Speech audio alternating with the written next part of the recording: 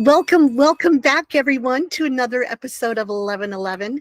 Today, in our week rounding out relationships, we have half of the best couple on the entire planet. This person is near and dear to my heart in so many ways. It would take the entire show if I would enumerate them.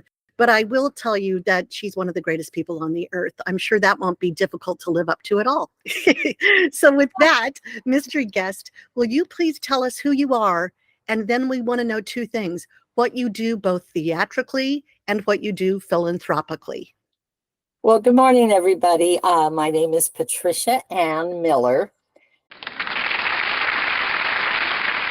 And it's so funny because for a good part of my life, I was never called Patricia.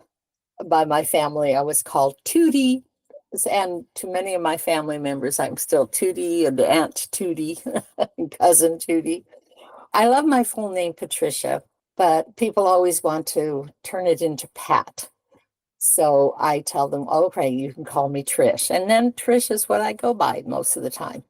But when I'm in a work atmosphere in a business office or working, I always introduce myself as Patricia. And over the years, I've really come to like being called by my full name.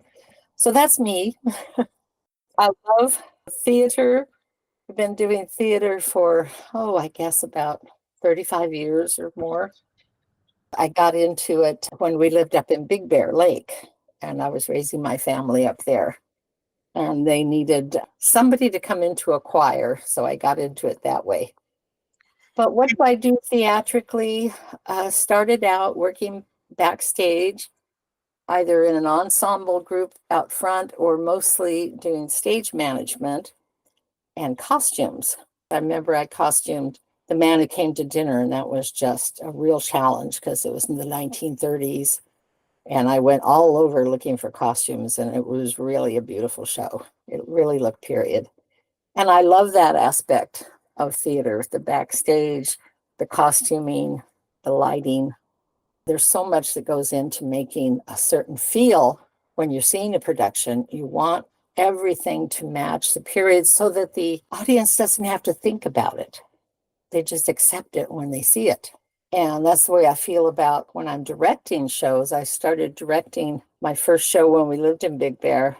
The first one I took on was 29 guys in Mr. Roberts. And Big Bear, for those who don't know, is in Southern California. It's a resort up in the mountains, and I was part of the Bear Valley on stage, as what they call themselves. My drama teacher in the 9th grade had given me a book of plays, and Mr. Roberts was in there. And I don't know if you're familiar with that show. It's a World War II drama, a ship in the South Pacific.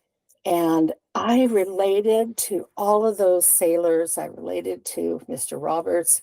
He seemed caught and trapped in a situation with this captain who was just a tyrant. I grew up with a tyrannical aunt. So I just totally, I'm in the 9th grade and I'm totally relating to this story. That's mostly about men. But I've always loved the World War II era. In those days, you had to present a scene in front of the board in the general meeting in order to be considered as a director. And I got lockers, I got a set together, I got the uniforms for the two guys, and we did the scene with Mr. Roberts and Pulver. Everybody went, wow. Oh, I bet. I got to direct my first show, and it was really a lot of fun. I learned so much. But I think directorially, what you want to do is first you have to be able to work with people. You have to be able to delegate, which was hard for me in those days. I wanted to do everything by myself. But you have to trust. And I thought I have to stay true to my vision. I remember directing the man that played Mr. Roberts, and we were doing a very dramatic scene. I was trying to direct him without telling him exactly what to do. And finally, he was getting a little frustrated. And I said, this is fine. It really is. It's good community theater level. We can move on. And we took a little break, and they came up to me and said, I really want to understand what you want from me, and I want to do it better. And I was very happy. And so we worked on it, and he finally got the emotions that I wanted out of him. Because Mr. Roberts is a humble character, but he's also a lieutenant in the Navy, so he has to have a certain persona of command, but he's so warm. All the sailors on the boat with this tyrannical captain just gravitate to him because he's like their protector. So there has to be a lot to his character, many dimensions. So it was a great production. People were amazed that this young woman, I was in my 30s, but I always looked younger. So they thought like I was 25 or something. They said, this young woman put together this production? Wow. That's always remained a high point. And from there, I've done a lot of acting and then moved into directing as I got a little older. I really love directing. What's the most rewarding aspect of working in community theater for you? I think bringing people together and making a family feel. I've been told by people, this was like a family, where when the show ends, they're bonded. They hate for it to end. Well, I want people to know that, yes, I'm in charge and this is my vision, but I'm open to how you feel about things. Many times the choreographer or the stage manager or one of the actors will have a great idea. And I said, bring it on.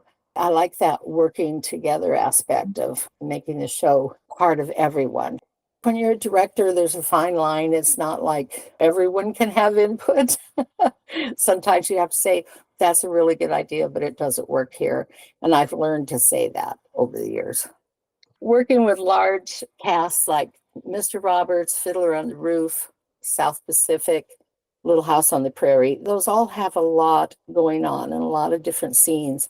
And to make it cohesive for the audience so they're really enjoying everything and not having uncomfortable moments like, oh, you can't get the scene changed, or working out all the logistics to make it a good experience. My biggest goal is that the audience just feels comfortable. They feel like they've stepped into another world for a couple hours, and they really, really enjoy the experience. Well, I can attest how well you do at it. And your husband, who was on a few months ago, just raved about working with you, having you be a director, and how much he enjoys that experience. Just what a great job you do. What can you tell us about your philanthropic work? Well, I've always been drawn to charities and nonprofits because I feel like I've been given so much in my life. I feel like I want to give back. But on another level, I just like relating to people, whether they're having problems in their life or whether they're homeless. I want that person to feel like, hi, I see you. I say, hello, how are you doing?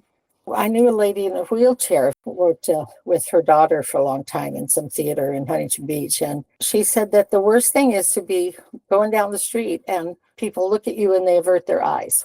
And just to look down and to say hello, or hi, I see you, whatever it is. She said just to acknowledge a person is wonderful. One of the best times we had, Bradley and I together, he was only working part-time and we had Wednesdays off. And somebody at a show or something had all this leftover pastries. And I took them home and I told Bradley, why don't we go to the beach and take a bunch of coffee and we'll just see who wants to share these. So down in Laguna Beach, there used to be tables on the grassy area by the boardwalk. And we kind of set up there and some homeless people came around and we just started talking. One guy played the guitar, he started playing the guitar.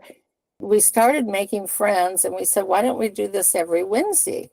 And it was so great to meet people, to talk with them, to just set up an area of we're all the same. I remember there was this young man who said, I'm not homeless, I'm yachtless. Oh, I said, we're yachtless too. Are you yachtless, Joy? oh, I'm very yachtless, but I'm 50 paces from the water, so nothing to complain about. You're currently involved with a nonprofit run by the Academy of Omni Arts and Sciences. Can you tell us what that is and what you do? Well, it's so varied. There are so many parts to this organization. My favorite is the Kids Helping Kids project, which is called Shared Treasure Hunt, that we do once a year. And we encourage people to have this treasure hunt with their families or in their own community. Plus, we have a full day of a pirate-inspired picnic There are so many parts to it. There's things for children to learn. There's party planners for parents to set it up. It's a very interactive website that is just fascinating. That if a family wants to take it all the way and have the children learn about pirates, but also about giving, it's really to teach a child how to give back to the community. And there's also an educational aspect to this that a woman is spearheading, and it's just all about homeschooling and getting children to read. The focus is on getting young people excited about reading, and that's very exciting to me. I haven't gotten involved in that aspect. So my thing has mostly been with the fundraisers. Like last year, we did the Little Black Dress Tea fundraiser, and it went really well. We spent time gathering things for the silent auction and giveaway baskets. It was so fun and so creative. And the fundraiser was very successful. But our focus right now is on the shared treasure hunt, making the experience for children and for adults as fun as we can. But the goal is to have them participate in the backpack making, stuffing backpacks with pencils and toothbrushes and paper and folders and a lot of fun things, books. There's a whole list on the Shared Treasure Hunt site of things that you can contribute. And then we have a packing party at the end of it, and everybody packs up the backpacks. It's just a lot of fun. We had a local one here last year, and I had friends over, and we did 23 backpacks. One of my favorite aspects of it is it's not about adults making stuff for kids. It's about kids doing it. They go on this treasure hunt where they collect all the items following a treasure map. And then they're the ones that prepare the backpacks for kids. And they're the ones that write the note to the anonymous child that's going to get it. And that's so rewarding to me. Yes, that was very rewarding to the kids we had at the picnic last year, because I had printed off the letter format, and they wrote a letter to the student and said hello to them, told them who they were, and hoped that they had a fun school year, whatever they wanted to write. The parents watching the children write these notes to other children were very moved. They thought that that was such a great idea. And what is the 501c3 called? Whimsicality. Yes, that's why we do teas. We're all about tea. It really amazed me about this organization is that it's very tea related. I remember you telling me that, you wanted to support tea shops, especially during COVID. Right. So many, were getting low on business, and you would advertise events. I was very happy to play Miss Marple in one of your mystery teas that you had at Pamela's. And what else did I do? Mrs. Cratchit. You were Mrs. Cratchit. Yes. But that was the one where you had the carolers at a Christmas tea. My husband's part of the caroling group, Caroling Connection. Yeah, 2 sold out events for that one. We had to duplicate it because it sold out so fast. I know. It's just the creativity. I guess for me, I kind of get stuck in the rut sometimes, and my focus is just on doing one thing and doing it well, and then of course, if I'm working full time or being a mom or a grandma, there's several things going on in my life at once. But what this has taught me is to get in touch with my creative self in another way besides theater through writing. I'm very proud of a short story that was published in an anthology put together last year. And getting in touch with that side of myself, because I used to write a lot of poetry and songs. So it's really been amazing to be around all these creative people that just kind of stirs your juices, and you say, wow, I want to do something like that. I want to be involved in this, because when I'm with these people, I'm more creative. Well, speaking of you writing, can you tell people what you're writing now that involves music? Hint, hint. Yes. Well, years and years ago, when I still lived in Big Bear, I started writing songs for Mark Twain's The Prince and the Pauper. And it was one of his favorite books and his daughter's favorite books. Didn't go over really well at the time because it was so different in style. It's about England. He spent a lot of time there, about Henry VIII's last son, Prince Edward. And he came up with this story of these two boys who look alike and change places as Prince Edward wants to go out and experience London. He ends up getting separated from the palace and can't get back in. But it's a wonderful story. And I've always loved it. And I started writing songs for it, and with the hope of writing the play out someday. And then when we moved from Big Bear, I didn't know where all this stuff went, all the things that I'd written in my notebooks. And when Bradley and I moved into our first home, I found it. I said, oh my gosh, here's all my lyrics, songs that I'd written. And that was a marvelous thing. So off and on, I've been working on it. And the hardest part was to actually work on the book. When you have a musical theater, you have the book and the music, what they call the book. And that's the script. So I was so lucky to be able to have the time last year to really get into it and finish the book. I'm really pleased with it. I think some of the lines are directly from Mark Twain's story, but I didn't want to just copy stuff.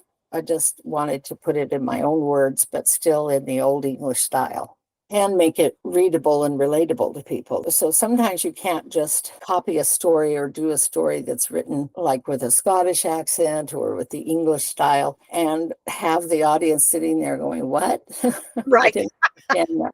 So you have to change it enough to make it understandable, and secondly, to allow the actor to say the lines, but still feel like, oh, that old English feel. This is a court in the 1500s in Henry VIII's court. So I'm proud of it. What I want to do is I want to workshop it with a cast in an acting workshop and see how it plays.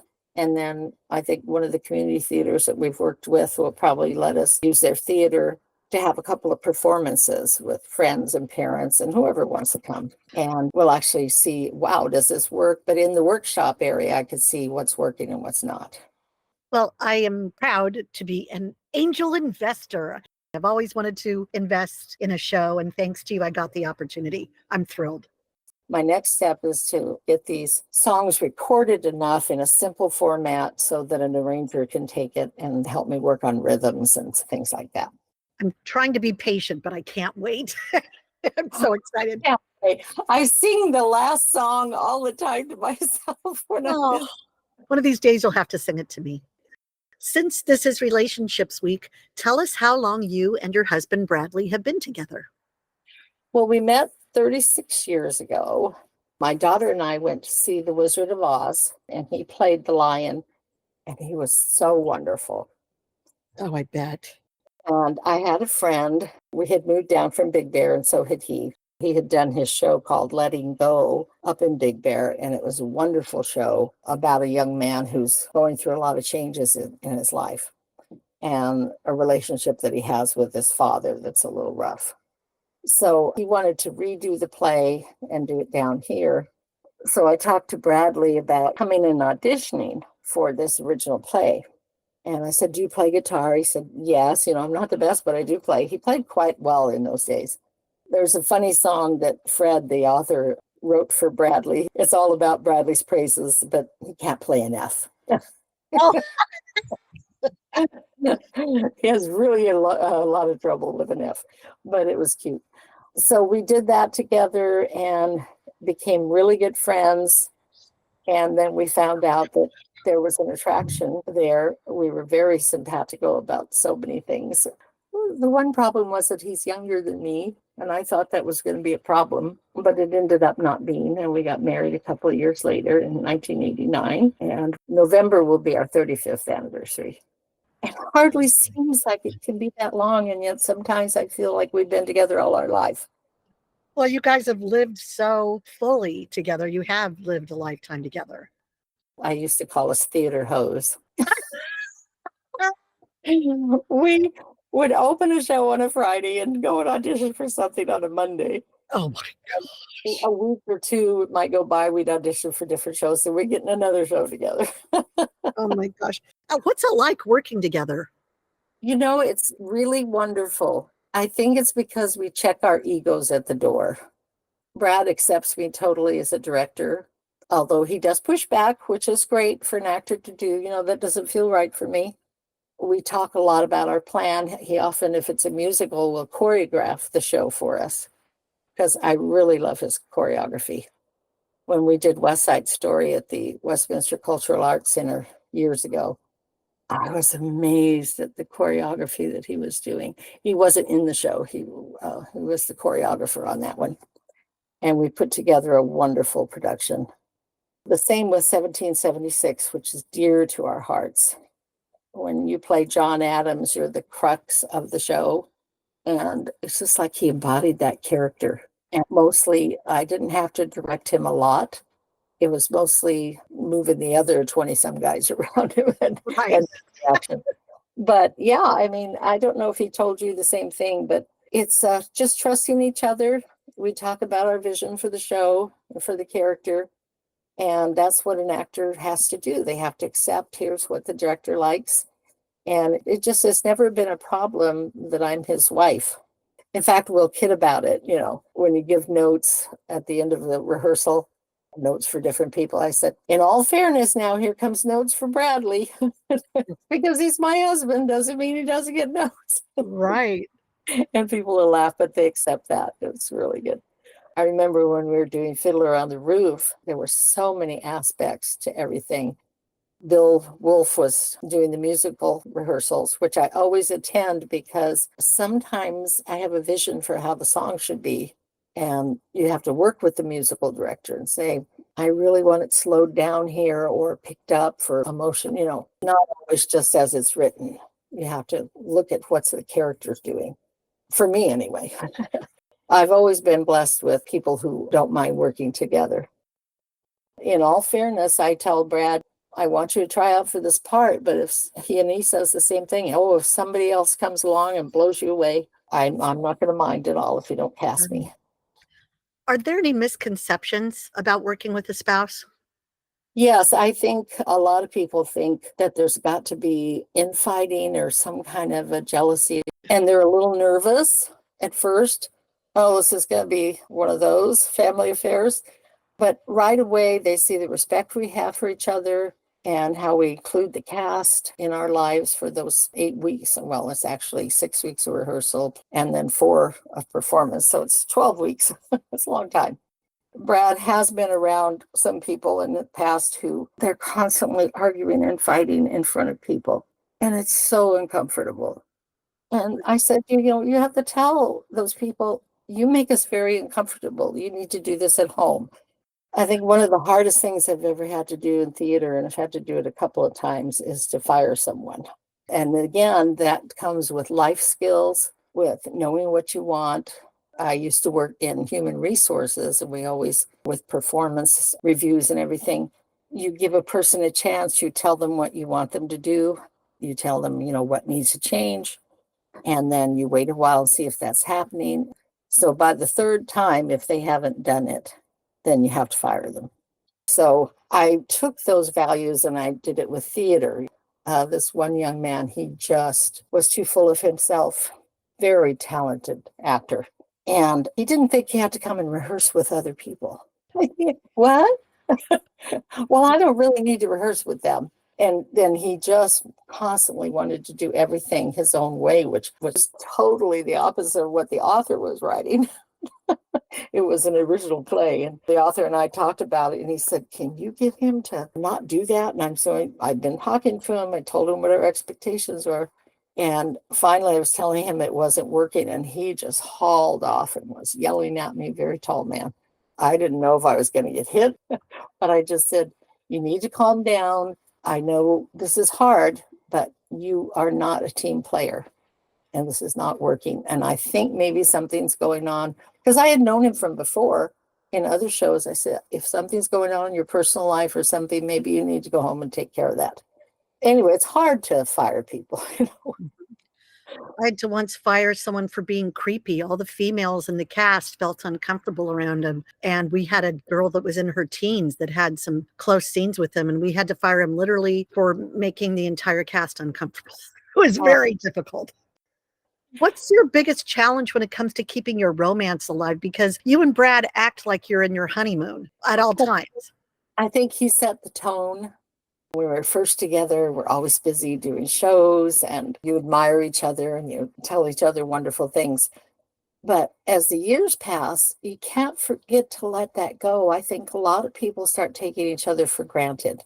And little things like, thank you so much for vacuuming the house or for doing this chore, take it off your plate. Brad's always been very helpful around the house because a lot of the time I was working full time.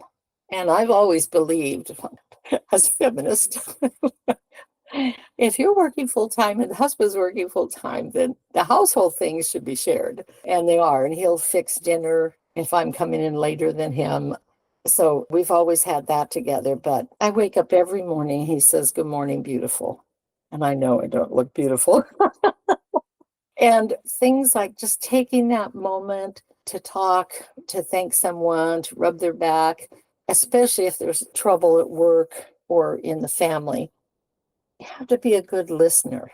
When somebody comes to you with a problem, a lot of us are thinking, oh, as soon as he finishes telling me, I can tell him how to fix that. No, that's not what they want to hear. They want you to listen with your heart. You can talk about your ideas of maybe how to fix the problem later, but the most important thing is to listen and know that that person totally supports you. Even if you think they're doing it wrong. Maybe your interaction with that person, you're not doing it right, but you don't have to rush to tell them that. Let that come out in conversation together. But first, listen to what they're sad about or depressed about or really stressed out if it's work or even a show. That's a great point. I think we all need to do more of that. I know I do. Saying I love you every day. It's a little text. What's something you can share about yourself that people may not expect, Something they don't expect. that might surprise people about you? I don't think people really realize what an introvert I am because they always see me being friendly. I was lonely in high school because I was so shy. And later I was told that people thought I was a snob. I said, what? Gosh. I'm just too afraid to speak. So I made myself get out there, speak first. I like to compliment people. I think it opens them up to, wow, this person has really noticed what I do. It's still very hard for me. I can get into my introverted part of myself and just want to stay alone. I call it the dark side of the moon. Oh, gosh. Well, that's where I live then. I love to be alone. What are your 3 favorite stories, be they movies, TV shows, books? What do you like most? Oh, I like a story who the characters have to be very well written and make me feel and draw me in. My favorite stories since I was a young girl were Mr. Roberts, The Robe, and The Captain from Castile by Samuel Shellabarger. These stories, they have the young person who has to grow up very fast. A lot of things are being thrown at them, a lot of adventures. I mean, I was 10 years old when I was reading The Robe, and Alice and Demetrius go off in their sword fighting, and then he has to take over this fort and be commander of it. I just totally got into it. Those are my 3 favorites. Unfortunately, the movie version of The Robe was terrible, and I was disappointed in it. I loved the movie version of The Captain from Castile with Tyrone Power, but they only go halfway. They don't do the conquest of Mexico and go up to the Aztecs and the whole story. It just ends with they're going to march into Mexico, and it has that wonderful theme that USC has adopted. Bum, bum, bum, bum. It's so wonderful. So sometimes, the movie versions of books are disappointing. Well, what about Mr. Roberts? Roberts was wonderful. It's very true to the book with Fonda. So I was not disappointed in the movie version of that at all. It was so fun to read about the author, who I can't think of his name. It's on the tip of my tongue. Anyway, when he was doing the show on the West End in London, he had a lot of actors that were in musical theater. And he said, they're not quite the fit. They're dancers. I need Marines. And that was one of the first shows that Sean Connery was in. Oh my gosh. The director went to these bodybuilding places and got some bodybuilders, and Sean Connery was one of them. And he said, I need some rough looking that look like they're in the Navy, not in a dance musical. Anyway, there's lots of stories behind that I just love. I love the story behind the movie. I guess my favorite filmmaker would be Steven Spielberg. From Jaws to Schindler's List. I mean, I don't know how the man does it with extras in the movie. What has he directed them to see? Directed them to tell them they're looking at in their eyes. They Oh, really are seeing the ship from outer space or whatever the movie is. He's a marvelous director, wonderful man. So yeah, those are my favorite books and stories. What are you looking forward to next?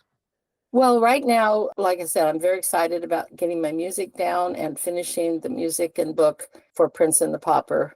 And I'm very excited being the captain of the crew for Shared Treasure Hunt. Woohoo!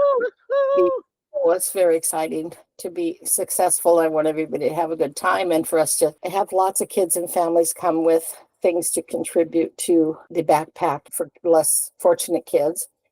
Last year, like I said, we had so much fun. It wasn't a huge gathering. I think there was only 20 some of us, but we had so much fun and we sang the sea shanties and did the sword fighting and the jig dancing, and everybody dressed as a pirate the best they could. And we had eye patches and the kids made their own hats. And then we had a picnic with hot dogs and stuff. So the funnest part that everybody had fun in was packing up the backpacks and say, oh, they need this and that. And, the kids really got into it. And they need a stuffed animal. This one lady who brought all these stuffed animals. Oh, I love it. And they Oh, do. They do need a stuffed I animal. just can't wait for our next one in July because I just think it's one of the most, not only a fun day to share with people, but it's very heartening to see people wanting to give back. Yeah. And this year's Shared Treasure Hunt has a theme. Can you tell us what it is? Christmas in July? It's going to be piratey, but with Christmas. This is a project that's been near and dear to my heart for 13 years.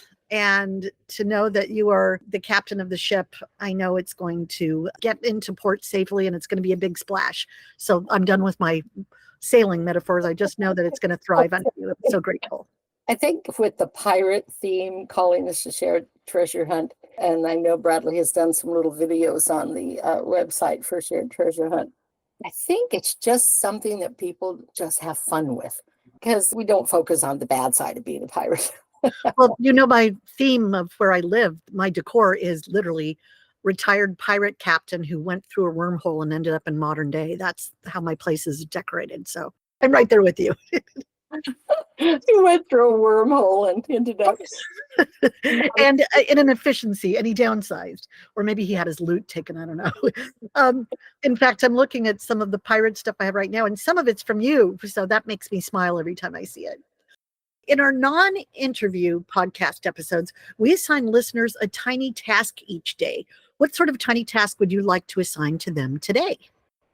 Yes, again, I would say when you're in a relationship, the most important thing is to listen to each other.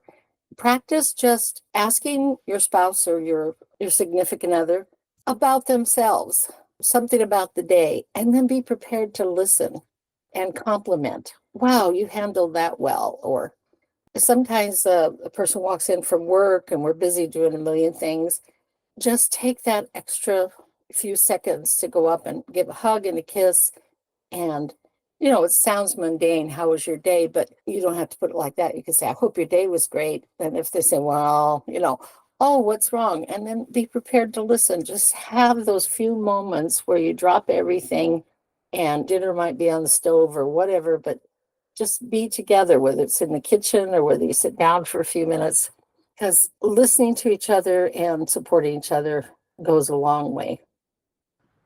What advice would you give to people who feel lost when it comes to maintaining a healthy romantic relationship? I would say think about your expectations. Some people have expectations that might be a little too far out there. You know what I'm saying? You might expect too much from a partner. And I think you should evaluate those expectations. A lot of people just have these expectations that somebody should be perfect all the time. Well, they're not going to be. And we have to accept each other's little foibles, of which I've got many. and just say, keep in mind the big picture. This is a wonderful person. And we're not training someone to be our perfect partner. You're learning to live with each other's peccadillos. One of my favorite examples I give about your great relationship, and I love to say it because people's jaws drop open. I tell them about how one of the teas that you were doing, when you mentioned something about the theme, anyway, something about roses, Brad took it upon himself when you were asleep to go online and find out how to wrap napkins in the shape of a rose. So when you got up, all of the napkins were ready to go and look like roses. That to me is love. It's not complaining about each other. It's taking it upon yourself to make that person's day just a little bit brighter. And when I tell people that's the way you guys treat each other, they're in shock. Well, if people are arguing so much and unhappy with each other, I always think, why are they together? And I don't mean that in a way that they should get divorced or split their relationship if they're not married, but find out what the problem is. Because to being together, not every day can be happy. Not every day is daisies and roses. But the goal is to be happy together. And if there's something wrong, go seek help, take a break from each other, whatever it takes to reevaluate, why am I in this relationship if you're fighting and unhappy all the time? I think that goes back to expectations. I had a discussion with Bradley the other day because we've been going through some rough family times and things, and it's hurting our heart to know that a family member is suffering and can't do anything about it. And it's made us a little depressed at times. But to get it out in the open and talk about, what are your fears? What can we do to be more positive? Work together on it so we're not alone, like this person's over here alone with their worries, and I'm over here alone worrying about things, I just try to come out and break the ice and say, let's talk about this because it's affecting both of us. And you're stronger together. As I said, I've been blessed, really blessed. We have a friend who met us a long time ago. Bradley was still in his 20s when we auditioned for Fiddler on the Roof at a college. And he was wonderful, but I guess the director thought he was too young or something. But she dubbed us the couple. I met this great couple. And then we became friends and did a lot of shows together, and we're still friends. But she had dubbed us the couple. So that's the way she refers to us all the time. Well, she was right. Trish, this has been so much fun. Are there any last thoughts you want to share with our listeners? Find something you're passionate about, whether it's helping other people or daring to say, I've always wanted to do this, and just start it. We only get this one time around, and every day notice something that's joyous. Look at the clouds, look at the way the light hits the trees. Doesn't always have to be sunsets, but if you're out during the sunset, take your spouse's hand or your friend's hand, or just call up a friend and say, it's just been a beautiful day and I wanted to share that with you. But go outside of yourself. A lot of times we're just so busy performing for work or for others that we're not thinking about, what do you need inside, and just act on it, even if it's in a small way. If it's writing, write a little story. If it's singing, learn to sing a song. Find a place where you have a venue where people are supportive, and just be part of everyday life. Be part of the nation we're in. There's so many good people out there that are so creative. Just find your venue. Well, with that, I would like to do our official sign off. And I think you're one of the few people who knows how to pronounce it. If you know what I'm talking about, an Omni phrase. Chariste somme. No, Trish. Exactly.